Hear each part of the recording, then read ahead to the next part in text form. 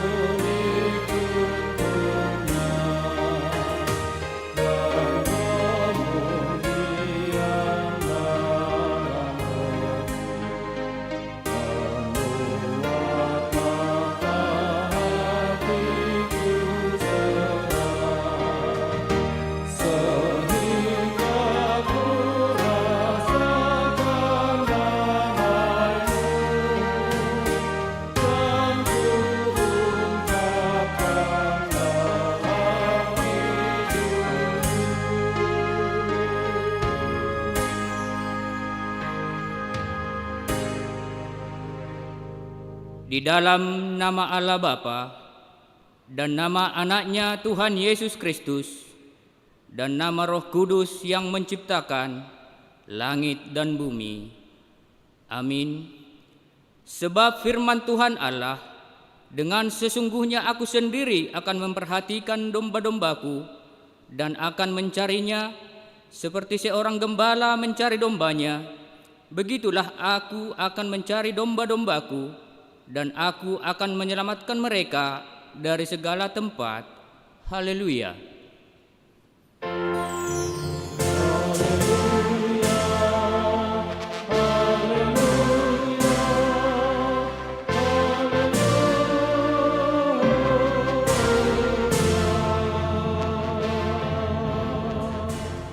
Marilah kita berdoa. Ya Tuhan Allah yang Maha Kuasa, yang adalah awal dan akhir, Tuhan telah menjanjikan di dalam Anak-Mu Tuhan Yesus Kristus bahwa Engkau berkenan mengampuni dosa dan memberi pembenaran kepada kami serta hidup yang kekal. Kasihanilah kami dan genapilah janji-Mu kepada kami. Bangunkan dan pimpinlah kami dengan Roh-Mu supaya kami mencari pertolongan kepadamu pada waktu rohmu kesesakan. Kuatkanlah kami supaya tetap percaya kepada firman dan janjimu agar memperoleh hidup yang kekal di dalam namamu, Yesus Kristus Tuhan kami. Amin. Kita bernyanyi.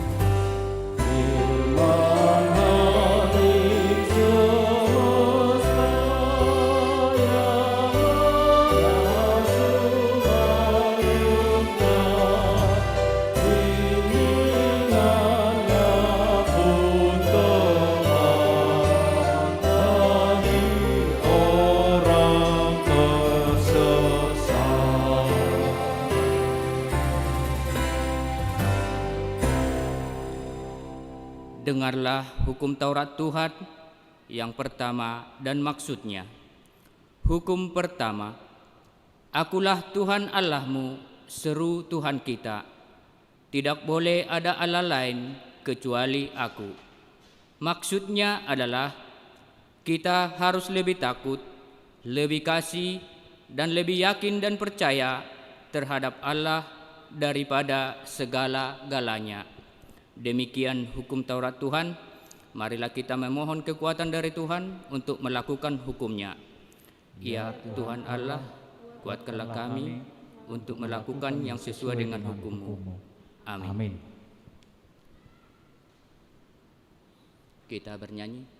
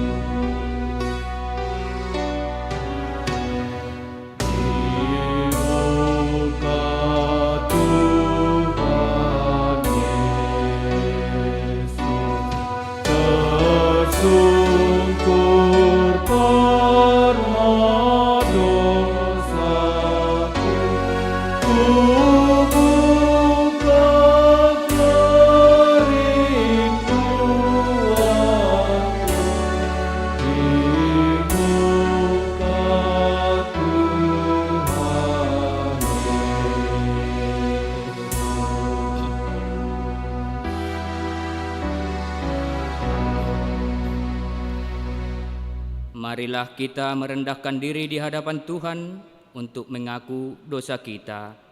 Kita berdoa.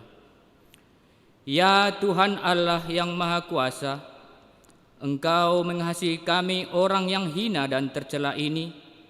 Kami datang ke hadapan-Mu mengaku segala dosa dan kesalahan kami. Sejak dilahirkan kami sudah bergelimang di dalam dosa. Kami tersesat dan menyimpang dari jalan Tuhan. Kami sering melanggar hukum-Mu. Ya Tuhan kami, janganlah mengingat dosa dan pelanggaran kami pada masa muda, tetapi ingatlah kepada kami sesuai dengan kasih setia-Mu. oleh karena kemurahan-Mu. Ya Tuhan, lapangkanlah hati-Mu terhadap kami orang berdosa ini. Amin.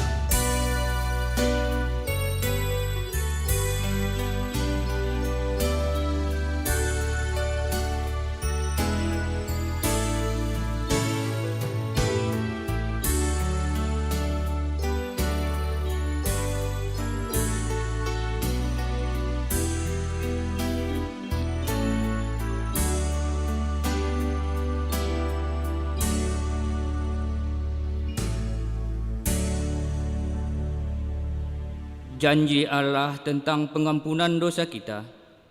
Karena begitu besar kasih Allah akan dunia ini, sehingga Ia telah mengaruniakan anaknya yang tunggal, supaya setiap orang yang percaya kepadanya tidak binasa, melainkan beroleh hidup yang kekal.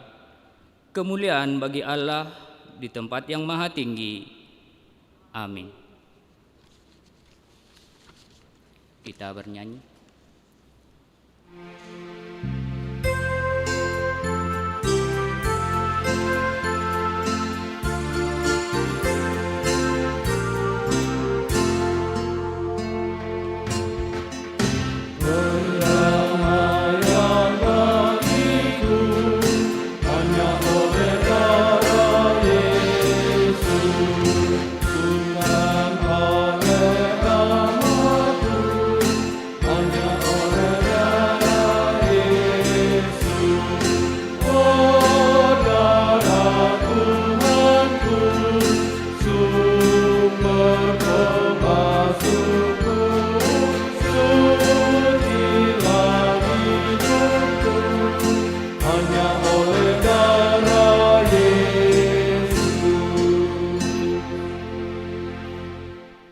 Firman Tuhan yang menjadi epistel minggu ini tertulis dalam Yohanes 6 ayat 25 sampai dengan 35.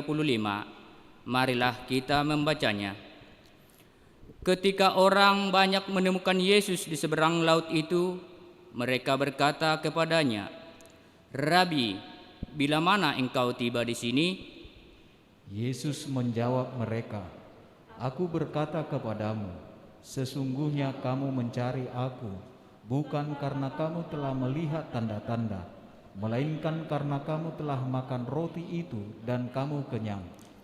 Bekerjalah bukan untuk makanan yang dapat binasa, melainkan untuk makanan yang bertahan sampai kepada hidup yang kekal, yang akan diberikan Anak Manusia kepadamu, sebab Dialah yang disahkan oleh Bapa Allah dengan meterainya."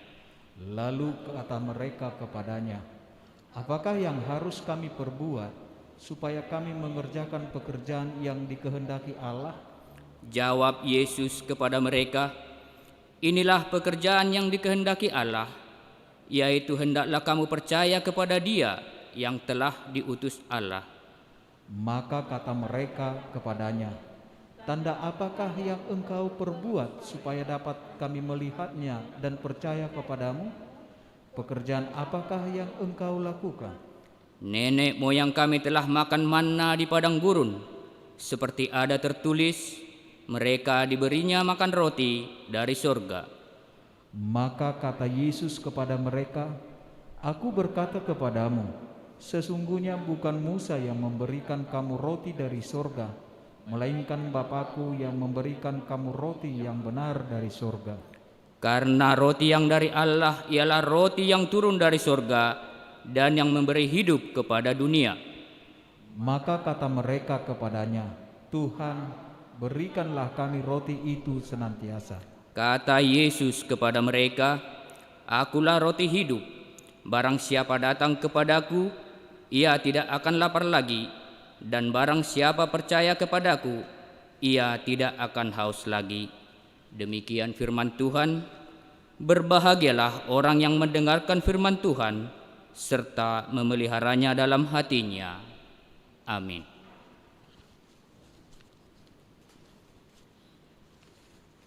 Kita bernyanyi.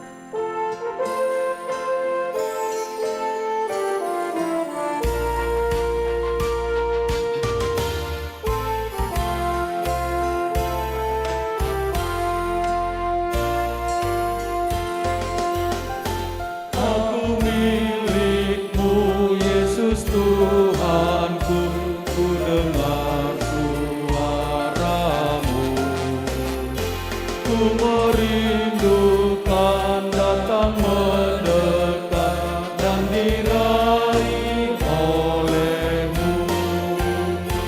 Raih daku dan dekatkanlah pada kaki salibmu. Raih daku, raih dan dekatkanlah ke sisimu, Tuhanku. Aku hamba-Mu, Kau sucikanlah oleh kasih kurnia, hingga jiwaku memegang teguh kehendak-Mu yang mulia. Raih daku dan dekatkanlah pada kaki salib-Mu. Raih daku, raih dan dekatkanlah ke sisimu, Tuhanku.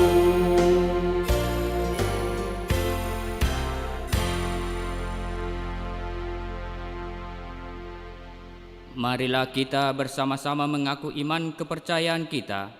Sebagaimana teman-teman seiman di seluruh dunia, kita bersama-sama mengucapkannya. Aku percaya kepada Allah, Bapa yang Maha Kuasa, Khalik langit dan bumi. Aku percaya kepada Yesus Kristus, Anaknya yang tunggal Tuhan kita, yang dikandung daripada Roh Kudus, lahir dari anak darah Maria, yang menderita di bawah sengsara, pemerintahan Pontius Pilatus, disalibkan, mati dan dikuburkan, yang turun ke dalam kerajaan maut. Pada hari yang ketiga, bangkit pula dari antara orang mati, naik ke surga, duduk di sebelah kanan Allah, Bapa yang Maha Kuasa. Dari sana akan datang kelak untuk menghakimi orang yang hidup dan yang mati. Aku percaya kepada Roh Kudus dan adanya satu gereja yang kudus, persekutuan orang kudus, pengampunan dosa, kebangkitan daging, dan hidup yang kekal. Amin. Kita mendengarkan warta jemaat.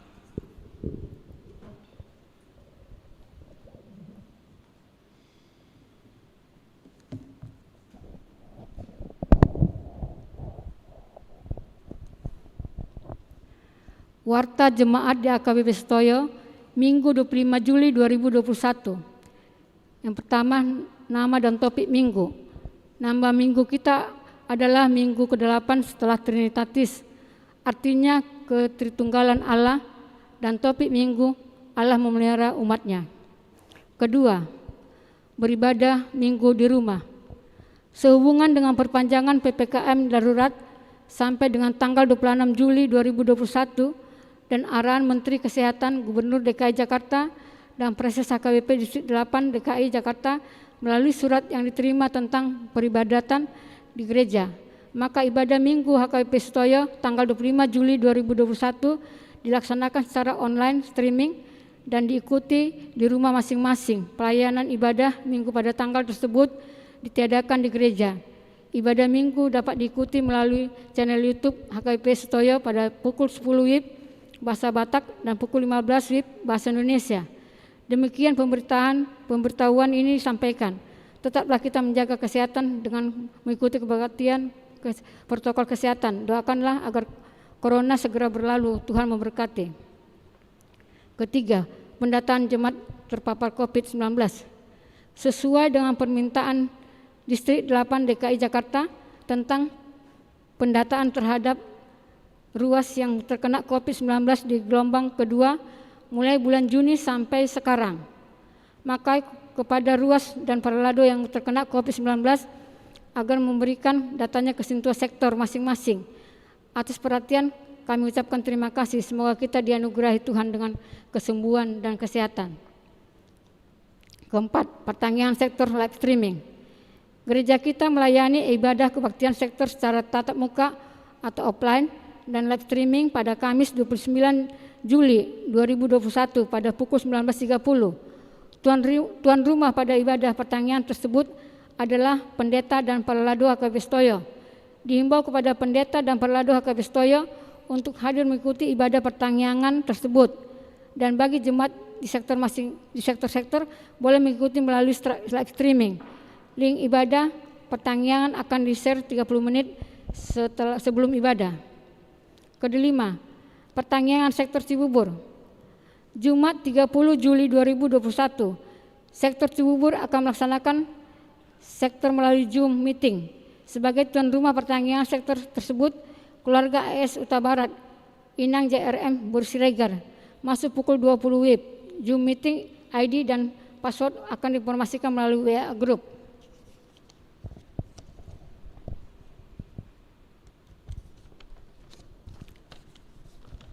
Yang keenam, kebaktian bulanan. Hari Sabtu 31 Juli 2021, NHKBP Setoyo akan melaksanakan kebaktian bulanan melalui Zoom kebaktian bulanan tersebut mulai pukul 19.30. Dihimbau kepada NHKBP Setoyo untuk mengikuti kebaktian bulanan tersebut. Ketujuh, pemberitahuan iuran jemaat. Di minggu yang lalu sudah dilaporkan di Warta Cetak daftar anggota jemaat yang sudah melunasi tanggung jawab iuran tahun atau per bulan sampai akhir Mei 2021. Demi menghemat biaya cetak anggota jemaat yang sudah melunasi iurannya dapat dilihat melalui warta soft copy yang dikirimkan lewat WA Uria atau WA Group sektor masing-masing. Atas perhatiannya, gereja mengucapkan terima kasih. Rapat Pendeta Distrik. Rapat Pendeta HKBP Distrik 8 DKI Jakarta tanggal 21 sampai 23 Juli 2021 telah selesai dan berjalan dengan baik. Berita duka cita, telah berpulang ke rumah Bapa di surga anggota jemaat pertama Maidin Turnip pada Senin 21 Juli 2021, tutup umur 50 tahun, suami dari Inang Lasriana Borsinaga dari sektor Cipinang, Bali. Kedua, Saudur Mardurum Borpanggaribuan, Sabtu 24 Juli 2021, tutup umur 73 tahun, istri dari Amang Nadabdab almarhum dari sektor Mayasari. Kiranya Tuhan yang menghibur keluarga yang ditinggalkan. Sumbangan bunga altar. Hari ini gereja menerima sumbangan bunga altar untuk Minggu 25 Juli 2021 dari keluarga RC Tanggang Borsianturi, sektor Warung Sao. Doa permohonan kesembuhan kepada Tuhan agar kiranya jemaat dan paralado HKBP Setoyo yang terpapar COVID-19 disembuhkan. Kiranya Tuhan memberkati keluarga yang memberikan sumbangan tersebut. Untuk lengkapnya warta ini dapat kita baca warta PDF yang telah dibagikan gereja. Demikian warta jemaat.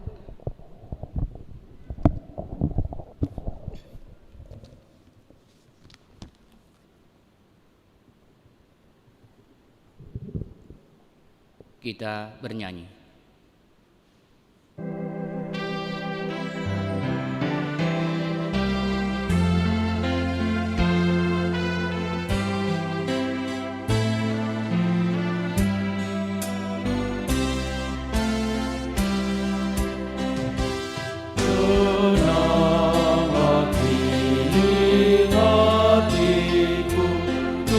Tuhan memimpin langkahku di tiap saat dan perjalanan, tetap ku rasakannya. Tuhanlah yang memimpinku, tanganku dipegang teguh. Hatiku berserah penuh, tanganku dipegang teguh. Di malam yang gelap benar, di taman indah dan segar, di jalan menilai tenang, tetap tanganku dipegang. Tuhanlah yang memimpinku, tanganku dipegang teguh. Hatiku berserah penuh, tanganku dipegang teguh.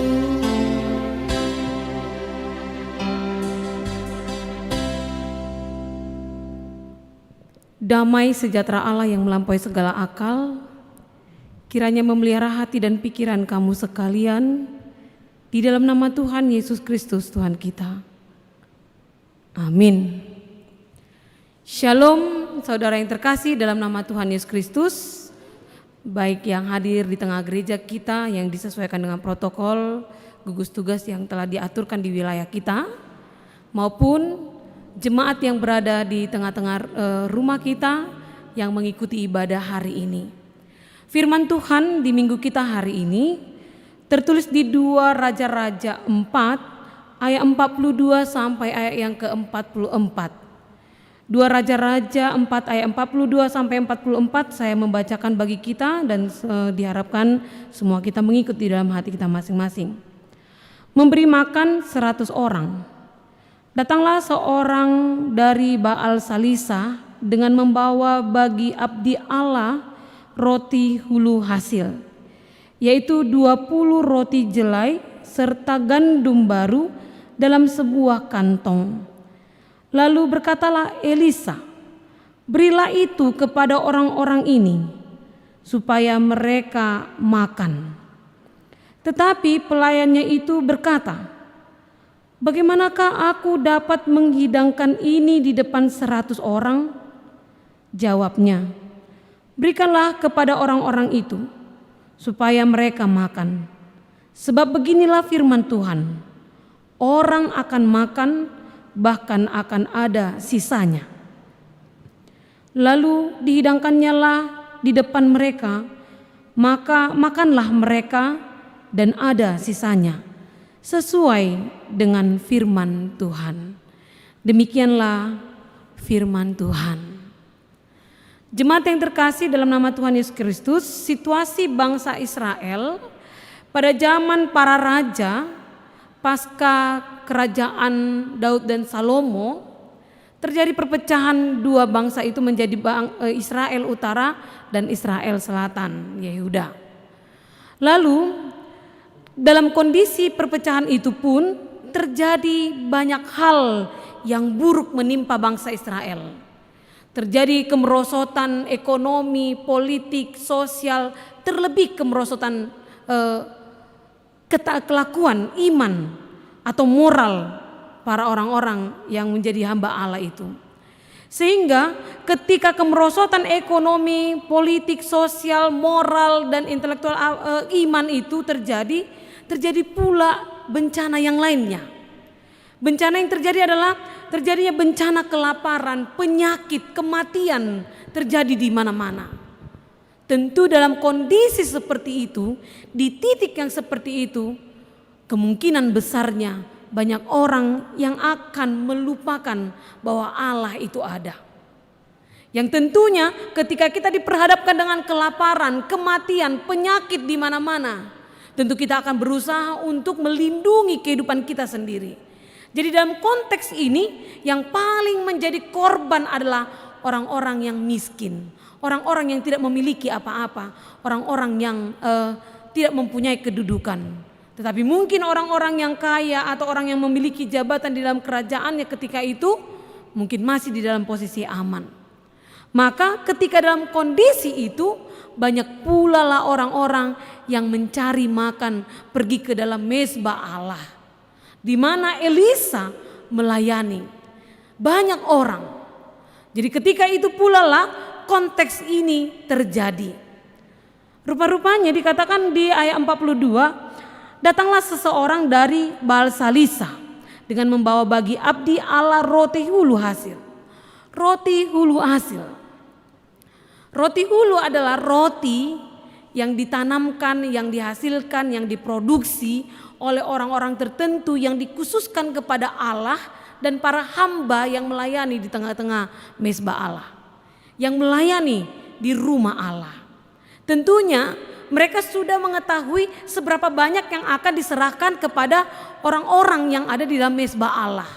Makanya dikatakan di sini ada 20 roti dan serta gandum baru dalam sebuah kantong.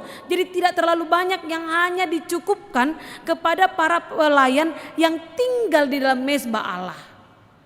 Namun dalam kondisi yang tadi, kondisi keterpurukan iman, kondisi keterpurukan moral, kondisi keterpurukan ekonomi, keadaan sosial dan kesehatan, penyakit yang merajalela, kematian yang di mana-mana, maka orang-orang berbondong-bondong mencari pertolongan ke dalam rumah Allah yang bukan dikarenakan imannya, tetapi yang didorong oleh keinginan perutnya. Rasa laparnya, bukan lapar akan firman Allah, melainkan lapar secara jasmaninya. Namun meskipun demikian, kita lihat reaksi daripada Elisa dalam teks ini. Setelah dia menerima itu yang dia tahu bahwa itu khusus untuk para pelayan, dan tentunya dalam kondisi itu mereka akan menggunakan itu seharusnya dengan penuh hemat, dengan pikiran dan jangka pikiran manusia, dengan akal pikiran manusia. Tetapi Elisa berbeda. Dia mengatakan kepada hambanya itu, berikanlah orang-orang itu makan. Dia suruh ketika dia menerima roti itu, dia menerima gandum itu, dia perintahkan untuk diberikan kepada orang-orang yang ada di sana. Lalu si hambanya berpikir, bagaimana mungkin kita mengasihi dan menyajikan ini? Kalaupun kita kasih, ini akan menjadi keributan. Ada ratusan orang di sana, padahal ini hanya 20 potong saja. Bagaimana itu bisa? Dan itulah jemaat yang terkasih dalam nama Tuhan Yesus Kristus yang harus kita pelajari hari ini, yang menjadi iman kita hari ini, khususnya di masa pandemik ini. Ya, tentu di masa pandemik yang mengalami banyak hal, ada orang yang mungkin mengalami keruntuhan ekonominya, ada orang yang mungkin mengalami keruntuhan imannya, bahkan mungkin ada orang lain yang mengalami keruntuhan keyakinannya hadirnya Allah dalam kehidupan ini. Tentu itu akan membuahkan sikap kita yang berubah dikarenakan segala sesuatu yang terjadi di antara kita. Tetapi kita mau diajarkan melalui firman hari ini. Yang pertama, lihatlah Nabi Elisa. Justru di dalam kondisi yang terpuruk itu, di kondisi yang serba kurang itu, dia berbagi. Apa yang memampukan Elisa memutuskan itu? Apakah dia seperti Yesus yang tidak membutuhkan makan 40 hari 40 malam dia bisa? Tidak, dia adalah manusia yang di dalam tubuhnya juga ada perut yang bisa keroncongan. Namun apa yang membuat dia demikian? Kita ingat gurunya Elia. Elia sudah dilengkapi Allah. Dia disertai, dia diselamatkan. Selalu dalam setiap kesulitan, di dalam setiap dukanya, Tuhan hadir baginya, bahkan dijadikan satu nabi yang diangkat ke surga langsung.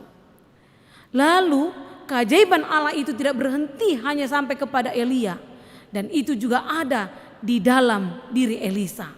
Sebelum kita sampai dalam teks ini pun, kalau kita baca di teks-teks sebelumnya, Allah memampukan Elisa menunjukkan kuasa Allah dalam dirinya.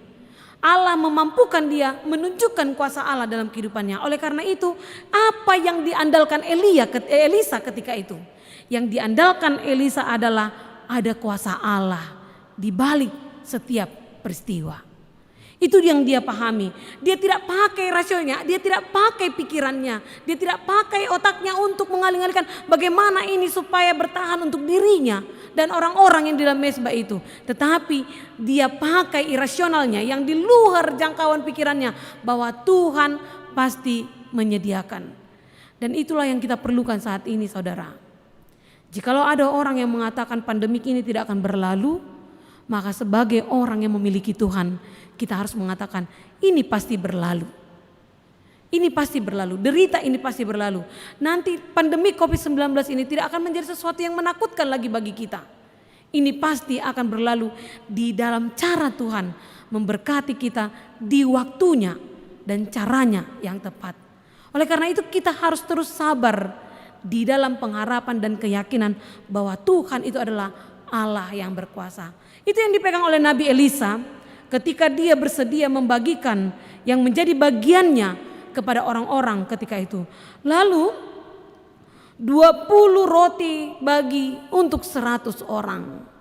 Itu pun adalah di luar dari jangkauan pikiran. Bahkan dikatakan itu pasti lebih, akan ada sisanya. Bagaimana dia bisa mengatakan itu? Itu pun kembali kepada dia percaya kepada Allah. Jadi imannya benar-benar menyelamatkannya. Oleh karena itu seruan Tuhan Yesus di perjanjian baru, imanmu menyelamatkanmu, itu juga diserukan di dalam perjanjian lama ini. Iman dan kepercayaan bahwa Tuhan itu, karena dia berkata, firman Tuhan berkata, firman Allah, firman Tuhan, dia andalkan Tuhan di dalam setiap perbuatan, perkara dan tindakannya. Jadi tindakannya itu dilandaskan kepada keyakinan akan firman Tuhan. Lihatlah kita saat ini. Jikalau Anda bertindak, kita bertindak, apa landasan tindakan kita? Biasanya logika berpikir. Biasanya untung dan ruginya. Biasanya kegunaannya bagi kita. Semua itu kita lakukan jikalau memiliki faedah atau manfaat yang bisa kita ambil untuk keberuntungan kita. Tetapi berbeda dengan orang yang mengandalkan Tuhan. Ketika dia berbagi, ketika dia bersedia memberi pada orang lain, ketika dia mau menolong orang lain, dia tidak menolong dengan cara melihat apa yang lebih dalam dirinya. Justru menolong di dalam kekurangannya. Itu yang sulit kita lakukan saat ini. Kita bersedia menolong orang lain kalau kita sudah kaya. Aku mau berbagi dengan orang lain kalau aku udah punya banyak.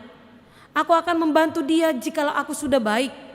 Aku akan membuat dia lebih sehat jikalau aku lebih kuat. Kita berbicara menolong seseorang ketika kita sudah memiliki lebih. Tetapi lihatlah Elisa, dia tidak berangkat dari kelebihan yang dalam dirinya, tetapi dia berangkat dari keyakinan akan firman Tuhan. Jadi mari kita mulai dalam kehidupan kita berbagi itu berangkat dari firman Tuhan. Dia menyertai orang yang percaya. Dia mencukupkan, bahkan memberikan yang terbaik. Dan itu yang kita saksikan di dalam teks ini, yang tidak masuk dalam ilmu logika manusia, yang tidak bisa dikali-kalikan dengan kalkulator manusia. 20 roti itu dibagi pada 100 orang, memiliki sisa lagi untuk bisa digunakan oleh para pelayan-pelayan di mezbah Allah. Itulah luar biasanya Allah yang menyertai itu.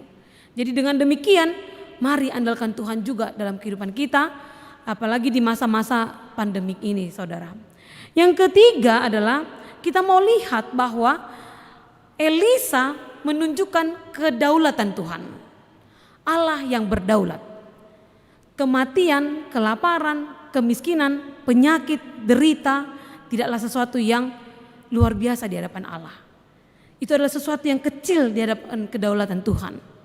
Jadi Allah itu berdaulat atas segala sesuatunya. Dia adalah Allah yang memiliki powerful untuk dunia ini. Dia memiliki kuasa untuk segala macam yang ada di dunia ini, termasuk penyakit dan segala sesuatunya.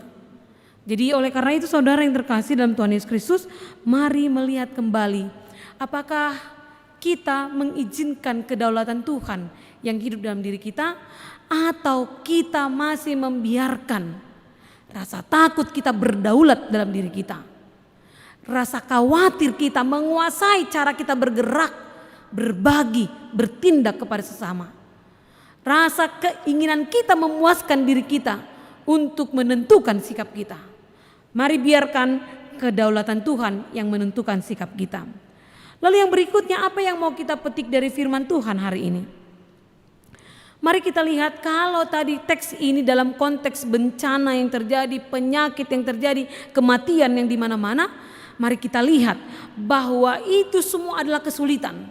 Dan setiap kesulitan Tuhan mampu mengubahnya, mengubah setiap bencana menjadi anugerah. Tuhan mampu mengubah segala bencana menjadi anugerah. Saya ingat waktu saya pernah melayani di Pangaribuan. Jadi di Pangaribuan waktu itu sedang digerakkan karena memang banyak dolok-dolok atau bukit-bukitan di sana. Jadi mereka diajarkan oleh pemerintah setempat, dilatih untuk menanam tanam-tanaman yang berusia pendek yang bisa cepat-cepat dipanen.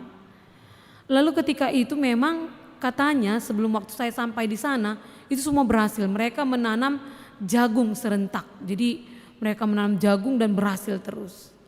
Rupanya ketika saya sudah menjadi calon pendeta waktu itu di sana, mereka tanam jagung, rupanya terjadi hama yang merusak jagungnya.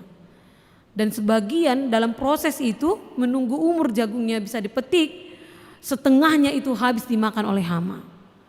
Dan rupa-rupanya mereka tetap rugi, modal pun tidak bisa kembali. Karena ketika mau menjelang panen, banyak monyet-monyet yang datang dari hutan, datang ke kebun mereka untuk mengambil buah jagungnya. Jadi mereka dua kali rugi. Modal tidak bisa kembali, waktu sudah terbuang, tanah gak berfungsi. Lalu gagal panen itu tidak menghentikan mereka kembali untuk menanam jagung. Rupa-rupanya dalam tahun itu juga terjadi hal yang sama. Mereka sudah berusaha dengan obat-obatan dan yang lain-lainnya, dan mereka sudah berusaha untuk menangkap perangkap-perangkap, membuat perangkap tertentu, tetapi tetap saja tahun itu mereka mengalami gagal panen. Dan setelah itu mereka mengubah. Beberapa orang mengubah, mereka tidak lagi menanam jagung, tetapi mereka menanam kentang. Mereka tanam kentang. Rupa-rupanya tanpa mereka pahami dan tanpa ilmu teknik bertani atau yang lain-lainnya, rupanya hasil tanaman kentang mereka itu jauh lebih baik dari ketika mereka menanam jagung. Buahnya besar, kemudian panennya tidak akan mengalami kegagalan. Monyet tidak menjadi ancaman, hama pun tidak menyerang. Mereka berhasil. Tadinya itu hanya dilakukan oleh beberapa orang, kemudian pada akhirnya dilakukan serentak oleh orang-orang yang ada di sana. Dan pada akhirnya setiap hasil panennya pun bisa dihantarkan bahkan sampai ke luar kota. Dan itu menjadi penghasilan yang terbaik ketika itu. Saya melihat seperti ini, mempelajari sesuatu yang sudah biasa menyenangkan seseorang, yang sudah dilakukan biasa, terkadang akan diubah Allah untuk menghasilkan sesuatu yang baru. Tuhan membuat sebuah peristiwa yang mungkin menjengkelkan, yang mungkin mengesalkan, dan mungkin membuat marah orang-orang, tetapi hal itu menjadi alat belajar mengubah manusia itu sendiri. Yang tadinya mereka sudah sering menanam jagung, yang tadinya mereka sudah tarlalap holan natusio, pikirannya sudah terstruktur hanya melakukan itu, akhirnya mereka harus belajar lagi apa yang aman dari hama, apa yang aman dari monyet. Lalu mereka tanam kentang, dan kentang itu jauh lebih baik hasilnya daripada jagung, dan bahkan lebih menguntungkan daripada jagung. Ya, yang mau saya katakan dari pengalaman itu, yang ketika saya mengingat firman ini, kadang-kadang Tuhan menghadirkan kesulitan supaya kita beranjak untuk sesuatu yang baik. Kadang-kadang ketika Tuhan menghadirkan derita di dalam hidup kita, itu juga mungkin cara Tuhan mengingatkan kita, mengubah hidup kita. Dan itu juga yang bisa saya pelajari di dalam pandemi COVID-19 ini. Seharusnya ketika gelombang pertama pandemi itu terjadi, kita belajar sungguh-sungguh untuk mengubah kehidupan kita.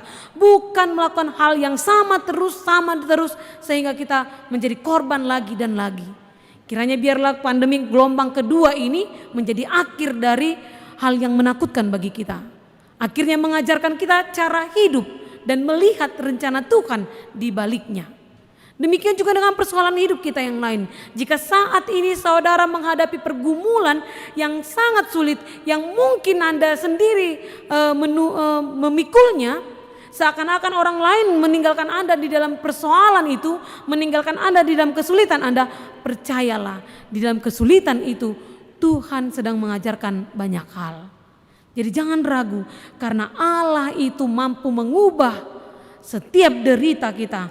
Dia mampu mengubah sebuah bencana menjadi anugerah dalam kehidupan kita. Jadi mari tetap. Lalu bagaimana caranya untuk bisa bertahan? Mari kita lihat apa yang terjadi dalam teks firman hari ini. Ketika Elisa mengatakan bagilah makanan itu kepada orang-orang supaya mereka makan. Tetapi pelayannya berkata, Tuhan, dia ingatkan, Tuhan ini gak mungkin, bagaimana aku dapat menghidangkannya. Dan pastinya tentunya diingatkan, ini untuk kita, ini hanya cukup untuk kita. Kalau kita bagi-bagikan tidak mungkin. Namun ada sebuah ketaatan di dalam diri daripada Elisa. Dia taat dalam keputusan firman Tuhan. Dia teguh di dalam apa yang dia imani.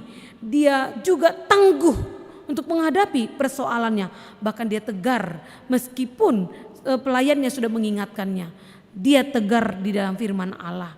Dia tidak ragu untuk meyakini firman Tuhan. Dia yakin Allah pasti menolong. Ya saudara yang terkasih dalam nama Tuhan Yesus Kristus.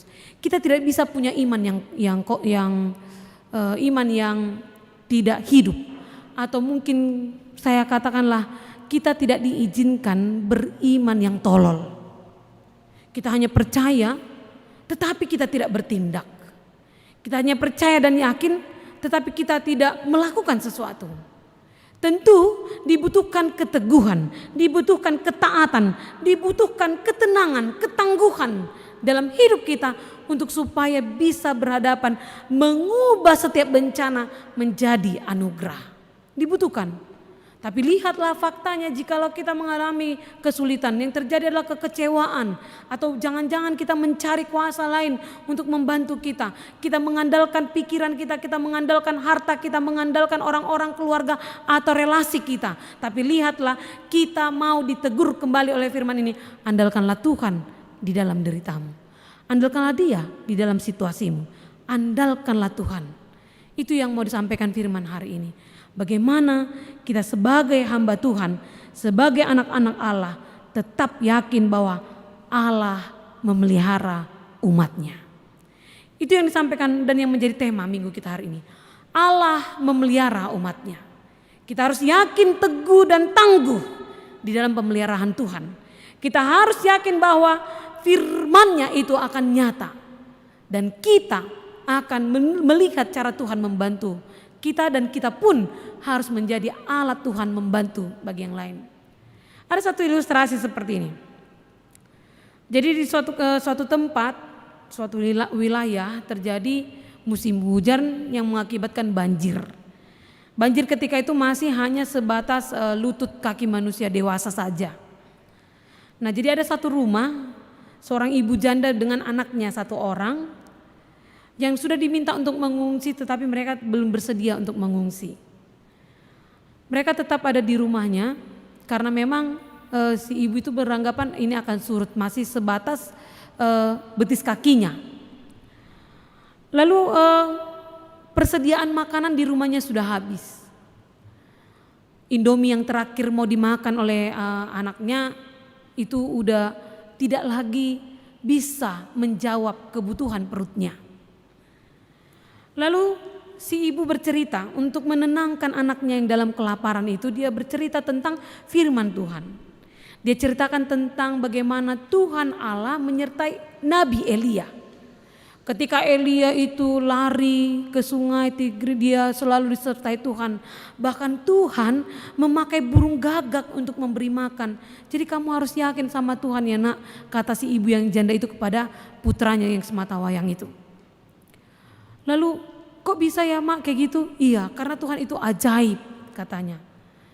Lalu si anaknya itu turun dari tempat duduknya dan melewati genangan air menuju pintu yang tertutup. Kala itu sudah jam 8 malam. Lalu dia buka pintu rumahnya, dia buka. Terus ibunya bertanya, "Kenapa kau buka Amang pintu rumah kita itu?" katanya. "Nanti banyak nanti masuk binatang-binatang," katanya. Lalu si anaknya bilang, "Kalau Elia bisa dikasih makan oleh burung gagak, kita pun pasti bisa diberikan makan oleh Tuhan dengan cara yang sama," katanya. "Kalau ya mama yakin enggak?" dia tanya sama ibunya. "Ya tentu saja, kan aku mengajarkan itu sama kamu," katanya. Lalu si anak itu bilang, "Kalau mama yakin, seharusnya kita buka juga cara Tuhan itu untuk memasukkan burung itu ke rumah kita, memberi kita makan. Makanya aku buka pintu itu buat kita," katanya. Lalu si ibu berpikir, ya sudahlah, dan gak mungkin juga ada pencuri ke rumah kami yang udah mau tumbang ini, pikirnya. Kalaupun ada orang pasti ke rumah-rumah yang lebih besar, pikirnya demikian. Lalu sesambilnya tertidur di atas kursi yang udah ditindihin dengan bebatuan, rupa-rupanya listrik padam. Lalu si anak itu menangis. Ketika dia menangis, ibunya menenangkannya kembali dengan bermodalkan lampu teplok yang ada di rumahnya. Ketika itu rupa-rupanya banyak orang, segelompokan orang dengan sampah karet itu datang. Lalu seseorang datang dan turun bertanya, "Kenapa kalian masih di sini? Kenapa nggak mengungsi?" Katanya demikian. Lalu si ibu itu bilang, "Tadinya kami gak mau ngungsi karena kami pikir gak bakalan naik. Ini air akan diperkirakan naik, kalian harus mengungsi," katanya. Lalu ada seorang bapak yang agak lebih tua dari orang yang pertama berbicara bertanya, "Kenapa kalian yakin bahwa air ini akan surut?" katanya. "Sebenarnya kami yang paling yakinnya bukan masalah airnya, Pak. Kami percaya bahwa Tuhan itu akan menolong kami," katanya. Baru si anak kecil itu dengan polosnya mengiyakan jawaban dari ibunya. Dia bilang, "Iya Pak, seperti Nabi Elisa yang disertai dan diberikan Tuhan makan. Kami yakin, kami pun begitu," katanya berbicara kepada orang-orang yang ada di situ dan didengarkan oleh si bapak tua tadi itu yang ikut serta dalamnya. "Oh begitu ya." Baru dibilang, "Yaudah, kamilah yang dikirim Tuhan. Kami dikirim Tuhan untuk menolong kalian, memberi kalian makan, maka ikutlah dengan kami," katanya menjawab si anak itu untuk menenangkan, tidak menggoyahkan iman si anak itu. Lalu si anak itu bilang, "Oh, burung gagak itu sudah berubah ya menjadi lebih tua." "Oh iyalah, karena dari perjanjian lama ya mak," katanya ke mamanya. Mamanya hanya tersenyum, tapi mereka saling mengerti apa yang dimaksud anaknya. Lalu mereka ikut. Lalu si bapak itu bilang, dia katakan, "Aku mau menjadi alat Tuhan untuk kalian. Jadi hidup kalian akan saya biayai. Apa yang kalian butuhkan, tempat tinggal kalian akan saya sediakan bagimu. Karena aku melihat iman daripada kalian." Saudara yang terkasih dalam nama Tuhan Yesus Kristus, saya mau cerita itu mau mengingatkan kita kembali bahwa ternyata terkadang iman itu gak bisa memakai logika kita. Dia harus di luar daripada logika. Andai kata itu ada terjadi dalam kehidupan kita, kita akan selalu mengandalkan logika kita. Tidak mungkinlah kita harus berjuang untuk diri kita sendiri. Kita akan menjawab demikian. Tetapi terkadang iman itu tidak harus dipaksakan dengan memakai logika. Karena pernyataan dan penyertaan Tuhan pun tidak selalu sesuai dengan logika dan perkiraan waktu manusia. Pertolongan Tuhan hadir dengan caranya. Itu yang pertama. Dan yang kedua, kita harus mampu tergugah oleh firman Allah. Untuk bisa menjadi penolong bagi orang lain, untuk bisa merasakan pertolongan orang lain dan menjadi penolong bagi orang lain, kita harus mampu tergugah oleh firman Tuhan. Firman-Nya harus berpengaruh dalam karakter hidup kita. Firman-Nya harus mengubah cara pandang kita. Firman-Nya harus mengubah keteguhan hati kita. Firman-Nya mengubah kita di dalam kesulitan kita, berharap terus akan kebaikan-Nya dan bahkan menjadi sebuah kebaikan bagi orang lain. Itu yang diajarkan firman hari ini. Bukankah si Elisa juga menderita karena yang terjadi di tengah-tengah bangsanya? Ya, dia menderita, bahkan dia kehilangan mezbah Allah itu setelah terjadinya perenggutan dari bangsa Asyur dan Baal. Bahkan mereka menjadi budak, mereka tertawan, bangsa tertawan, mereka juga mengalami kesulitan. Namun di dalam setiap kesulitan itu mereka tetap andalkan Tuhan. Sehingga jawaban Tuhan pun tetap nyata di waktu Allah. Karena butuh puluhan tahun kembali untuk diselamatkan oleh Tuhan. Demikian juga mungkin kita di dalam masa pandemik ini. Kita sudah melihat 2 tahun akan berlalu. Kita menjalani masa-masa sulit ini. Kita melihat pengaruhnya terhadap sosial, hubungan kita sesama kita, keluarga, ekonomi, kesehatan. Bahkan di gelombang kedua ini membuat kita khawatir.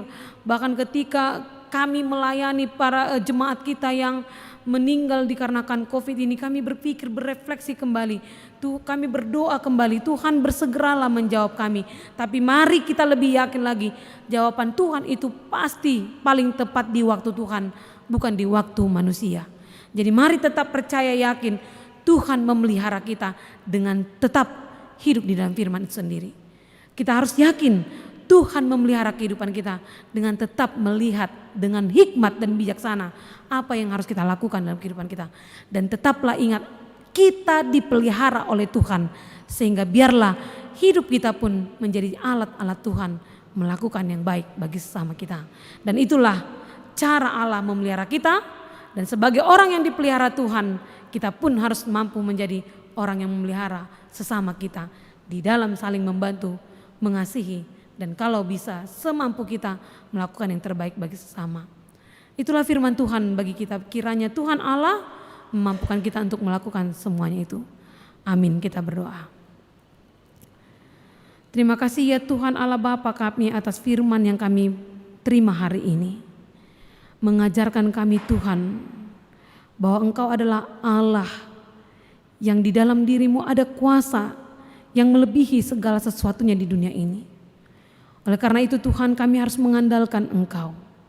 Pemeliharaanmu adalah pemeliharaan yang kekal bagi kami, yang bisa menjauhkan kami dari segala hal yang kami takutkan sekalipun.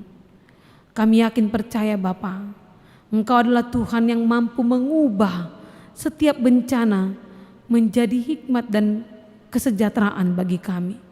Kami yakin Tuhan bahwa Engkau adalah Allah yang memampukan kami untuk tetap teguh, kuat dan taat. Maka biarlah firman-Mu itu Tuhan yang berdiam di dalam hati dan pikiran kami dan berbuah dalam perbuatan kami. Agar sebagai orang yang telah dipelihara Allah, kami bisa menjadi saluran berkat juga bagi sesama kami. Khususnya di masa pandemik ini Tuhan, jangan biarkan kekhawatiran kami menghentikan iman kami terhadap-Mu.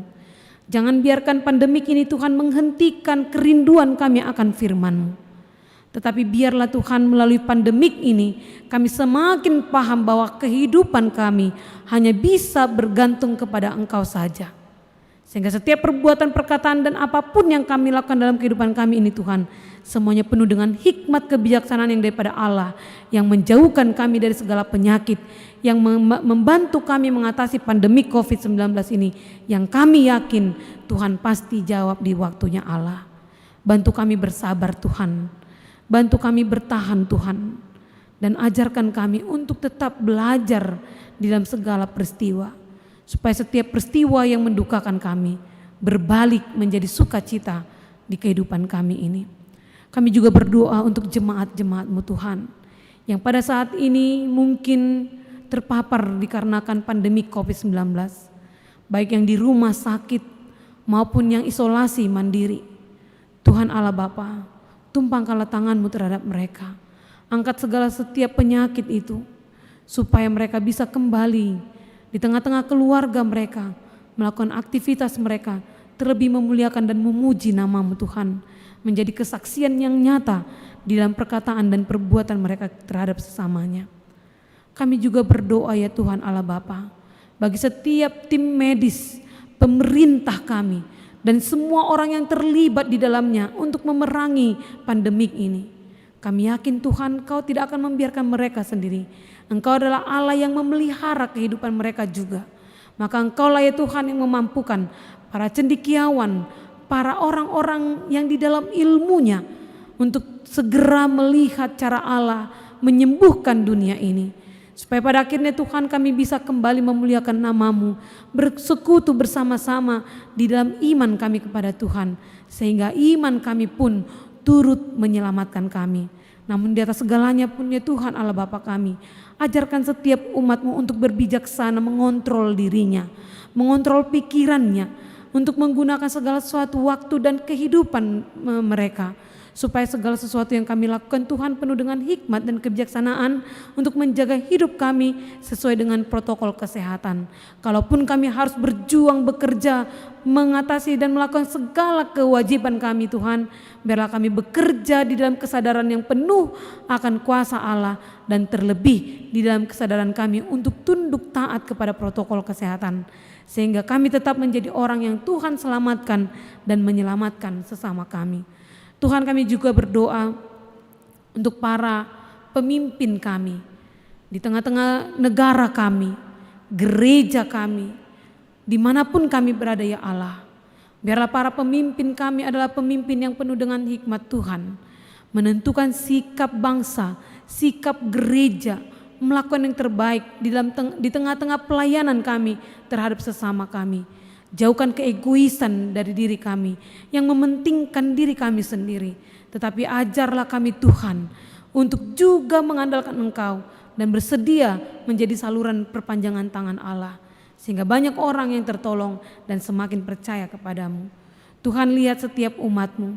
Engkau melihat setiap pergumulan hidup kami. Kini kami yakin Tuhan, segala hal, penderitaan apapun itu, pasti Tuhan ubahkan menjadi sukacita selama kami taat teguh di dalam iman kami dan tangguh untuk melakukan segala kehendak-Mu. Maka ajarlah kami Tuhan di dalam kuasa Roh itu, Roh Kudus, untuk melakukan segala kehendak-Mu. Tuhan, sebentar kami akan mengakhiri ibadah kami ini. Berkati setiap umat-Mu yang menyaksikan ibadah kami baik secara live streaming dari rumah mereka masing-masing, terlebih kami yang melayani saat ini di tengah-tengah gereja-Mu. Biarlah kami Tuhan tetap merindukan Engkau, merindukan firman-Mu, supaya di hari-hari yang akan datang kami tetap setia mengikuti setiap program gereja yang menghadirkan ibadah live streaming, baik pertanyaan sektor maupun ibadah-ibadah kami. Kami percaya Tuhan, melalui firman-Mu kami menerima kekuatan baru di masa-masa tersulit sekalipun. Terima kasih Tuhan, di atas segalanya ampuni kami akan keberdosan kami, agar kami layak menjadi hamba-Mu. Kami layak menjadi orang yang menerima pemeliharaan Allah, dan kami layak menjadi saluran berkat juga bagi orang lain. Terima kasih Tuhan, di dalam nama Yesus Kristus kami berdoa. Amin. Kita kembali bernyanyi sambil mengumpulkan persembahan kita.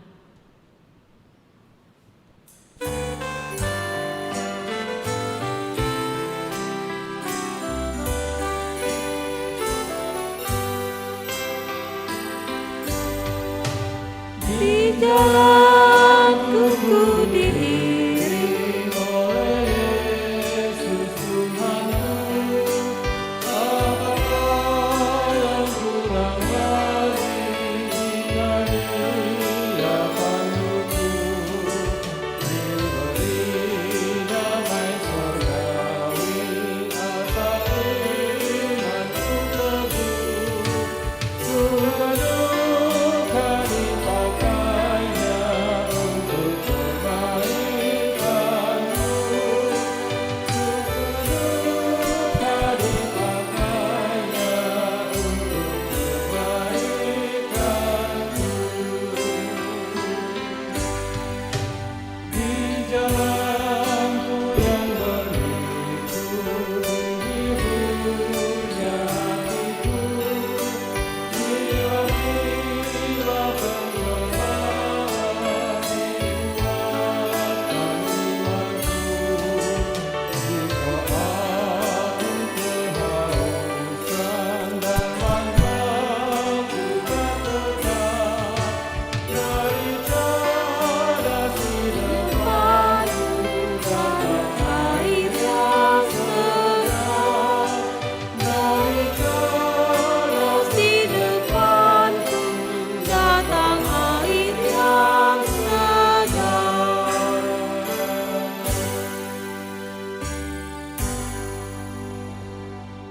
Marilah kita berdoa untuk menyerahkan persembahan kita kepada Tuhan.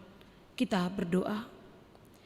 Ya Allah Bapa kami yang di surga, kami mengaku bahwa Tuhan adalah sumber dari segala karunia yang melimpah dalam kehidupan kami masing-masing. Sebagian daripada karunia itu, kami serahkan kembali sebagai persembahan kepada Tuhan. Terimalah dan berkatilah persembahan umat-Mu ini, agar dapat kami pergunakan untuk pekerjaan dan pelayanan kerajaan Tuhan di dunia ini. Bukalah hati kami untuk mengenal betapa banyak berkat dan karunia yang kami peroleh dari Tuhan, supaya kami senantiasa bersyukur kepadamu di dalam nama Yesus Kristus Tuhan kami. Amin. Tuhan karuniamu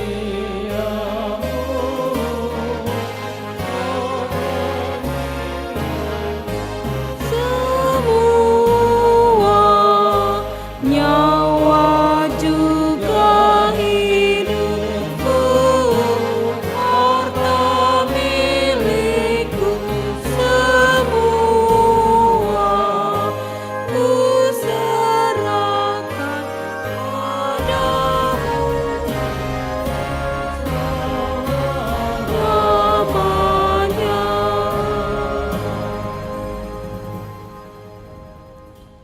Bapa kami yang di surga, dikuduskanlah namamu. Datanglah kerajaanmu, jadilah kehendak-mu di bumi seperti di surga.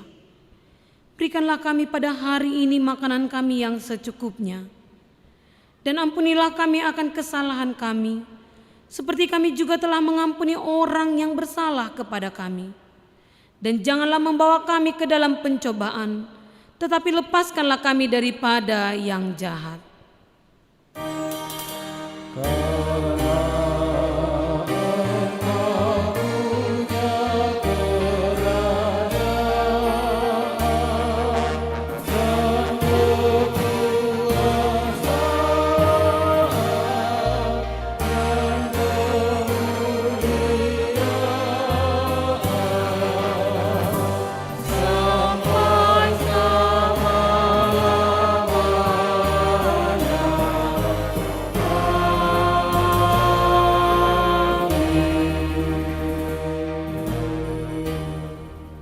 Terimalah berkat Tuhan. Tuhan memberkati engkau dan melindungi engkau. Tuhan menyinari engkau dengan wajah-Nya dan memberikan engkau kasih karunia. Tuhan menghadapkan wajah-Nya bagimu dan memberikan engkau damai sejahtera. Amin.